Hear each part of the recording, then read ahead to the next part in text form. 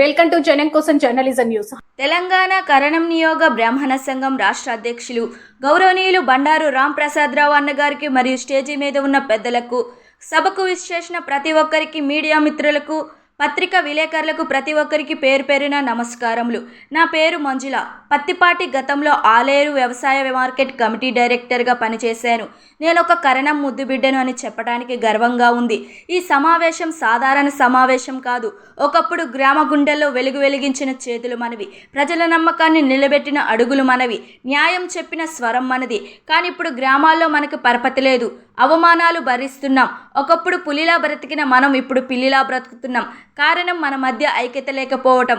నేను పడిపోయినా పర్వాలేదు, నా పాలివాడు లాభపడకూడదు అనే భావనలో ఉన్నాం. ఒకరి బాధ అందరి బాధ కావాలి, ఒకరి విజయం అందరి విజయం కావాలి. అప్పుడే మనం సమాజంలో బాగుపడతామని నా అభిప్రాయం. ఇది కేవలం మన కోసం కాదు, మన తర్వాతి తరం మనలా కష్టాలు పడకుండా ఉండేందుకు చేసే ప్రయత్నం. ఈ సమావేశం ముఖ్య ఉద్దేశం అని భావిస్తున్నాను.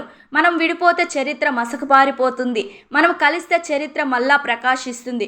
ఒక మహిళ నేను చెప్పేది ఒక్కటే, ఇంటిని నిలబెట్టేది మహిళ అయితే మన సమాజాన్ని నిలబెట్టేది మనలో ఐక్యత. అందుకనే మన చేతులు మళ్ళీ కలవాలి, మన స్వరం మళ్ళీ గర్జించాలి అంటున్నాను.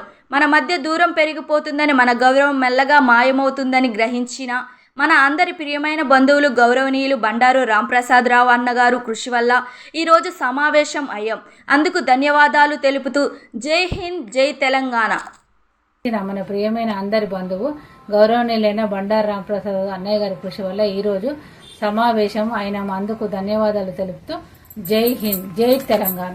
కర్ణ నియోగ బ్రాహ్మణ సంఘ రాష్ట్ర అధ్యక్షుడు గౌరవనీయులైన బండారు రాంప్రసాద్ అన్నయ్య గారికి, స్టేజీ మీద ఉన్న పెద్దలకు, సభకు విచ్చేసిన ప్రతి ఒక్కరికి, మీడియా మిత్రులకు, పత్రికా విలేకరులకు ప్రతి ఒక్కరికి పేరు పేరున నమస్కారములు. నా పేరు మంజుల పత్తిపాటి. నేను గతంలో ఆలేరు వ్యవసాయ మార్కెట్ కమిటీ డైరెక్టర్గా పనిచేశాను. నేను ఒక కర్ణం ముద్దుబిడ్డని చెప్పడానికి గర్వంగా ఉన్నది. ఒకప్పుడు ఈ సమావేశము సాధారణ సమావేశము కాదు. ఒకప్పుడు గ్రామ గుండెల్లో వెలుగు వెలిగించిన చేతులు మనవి, ప్రజల నమ్మకాలు నిలబెట్టిన అడుగులు మనవి, న్యాయం చెప్పిన స్వరం మనది. కానీ ఇప్పుడు గ్రామాల్లో మనకు పరపతి లేదు, అవమానాలు భరిస్తున్నాము. ఒకప్పుడు పులిలా బతికిన మనము ఇప్పుడు పిల్లిలా బతుకుతున్నాం. దానికి కారణం మన మధ్య ఐక్యత లేకపోవడం. నేను బాగుపడకున్నా సరే, నా పాలవాడు మాత్రం బాగుపడకూడదనే భావనలో ఉన్నాము.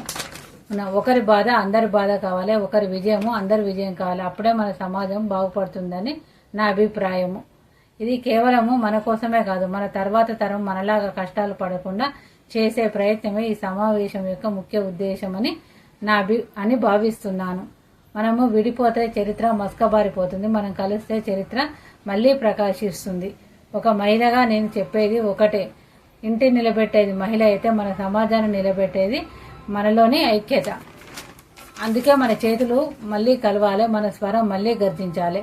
మన మధ్య దూరం పెరిగిపోతుందని, మన గౌరవము మెల్లగా మాయమైపోతుందని గ్రహించిన మన ప్రియమైన అందరి బంధువు గౌరవనీయులైన బండారు రాంప్రసాద్ అన్నయ్య గారి కృషి వల్ల ఈరోజు సమావేశం అయిన అందుకు ధన్యవాదాలు తెలుపుతూ జై హింద్, జై తెలంగాణ.